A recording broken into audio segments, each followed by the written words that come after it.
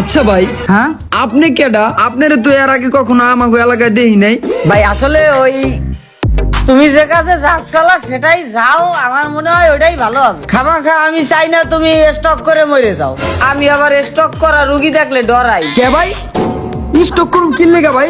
না, দেখা গেল তোমার গার্লফ্রেন্ড কাল রাত্রে বিয়ে হয়ে গেছে, তুমি তার বাড়ির ছাদে উঠেছো, এখান থেকে হত্যা করে পরে মরে যাবা, তারে বুঝাবা তুমি তার জন্য কতটা ত্যাগ স্বীকার করছো। এখন যদি আমি আমার পরিচয় দেই তাহলে তুমি টাস করে অজ্ঞান হয়ে যেতে পারো, আবার শক করেও মরে যেতে পারো। তো আমি চাচ্ছি না তোমার এইভাবে মৃত্যু হোক। তুমি এক কাম করো ভাইয়া, তুমি দিয়েই মরে যাও। হ্যাঁ মেয়ে, কে আপনি? আপনার কথা হই না আমি স্টক করে মরে যাবো গা? আপনি কেডা এটা আমি আপনার কাছ থেকে শুনতে চাই। আর এর আগে তো আপনার এই এলাকায় কখনো দেখি নাই। আসলে হয়েছে কি ভাইয়া, তুমি যে মেয়েটার জন্য সুসাইড করতে আসছো না, হ্যাঁ, ওই মেয়েটার সাথেই গতকাল রাত্রে আমার বিয়ে হয়েছে। চলে যায় প্রাণের পাখি চলে যায়।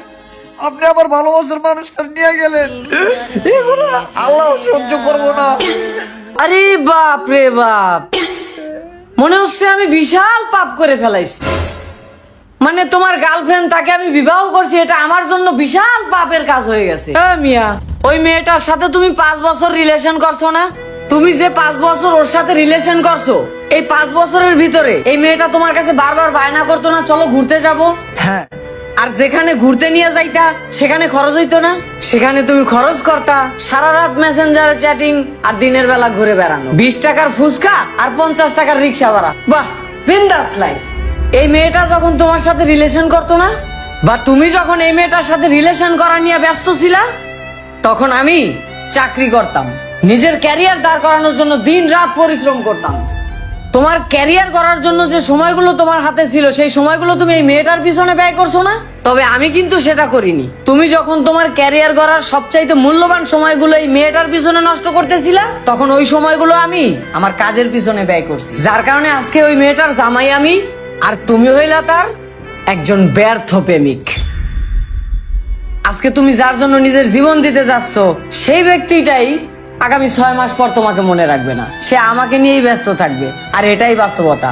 তো ভাইয়া, মধুর জন্য মৌমাছির পিছনে ঘুরো না, ফুলের বাগানের চাষ করো, মৌমাছি একা একাই তোমার বাগিচায় চলে আসবে। এই লাইফটা শুধুমাত্র একবারের জন্যই। জীবনে ব্যর্থতা বলতে কোনো কিছুই হয় না। মানুষ ভুল থেকেই শিক্ষা নেয়, সেখান থেকেই আবার শুরু করে। আর তুমিও এটা ভুল মনে করে শিক্ষা নাও, আর এখান থেকেই আবার শুরু করো।